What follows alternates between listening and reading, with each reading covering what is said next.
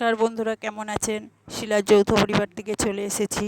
আজকে আমি বানাবো নান কিভাবে বানিয়েছি সেটাই আজ ভিডিওতে দেখাবো। প্রথমে আমি বাটিতে করে 3 বাটি ময়দা নিয়েছি এবং যে বাটিতে ময়দা নেওয়া হয়েছে সেই বাটির মাপে 1 বাটি দই নেব। এখানে আমি বাটি ব্যবহার করেছি, আপনারা কাপ ব্যবহার করতে পারেন। যে কাপে নেবেন সেই কাপেই 3 বাটি যদি ময়দা নেন, 3 কাপ যদি ময়দা নেন তাহলে 1 কাপ দই নিতে হবে। এবার ময়দার মধ্যে পরিমাণ মতো নুন, 1 চামচ চিনি, 2 চামচ তেল দিয়ে ভালো করে ময়াম দিয়ে নেব। আর যেটা দইয়ের মধ্যে নেব 1 চামচ বেকিং পাউডার আর 1/2 চামচ বেকিং সোডা দিয়ে দইটাকে মেখে নেব। নিয়ে ময়দার মধ্যে দিয়ে ভালো করে মাখতে থাকবো।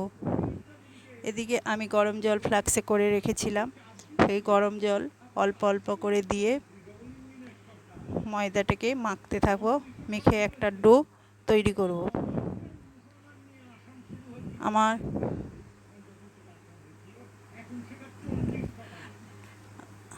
আমার ডো তৈরি হয়ে এসেছে। এবার আমি হাতে একটু তেল নিয়ে ওই ডোয়ের মধ্যে ছড়িয়ে একটু মেখে নেব ভালো করে। এবার এই ডোটাকে রেস্টের জন্য 5-6 ঘন্টা আমি রেখে দিব। এবার আপনারা আরও বেশিক্ষণ রাখতে পারেন, যত বেশিক্ষণ রাখা যাবে তত নানটা ভালো হয়। আমি 5 ঘন্টার পরে ঢাকনা খুলে এটাকে আরও একটু মেখে নিয়ে এবার ছোটো ছোটো লিচি কেটে গোল গোল করে বেলে নেব। এদিকে গ্যাসে আমার তেল গরম হয়ে গেছে, এবার এইটা ছাড়বো। দেখুন কি সুন্দর ফুলে উঠেছে। আমার নান তৈরি হয়ে গেল। নমস্কার, টাটা, বাই বাই।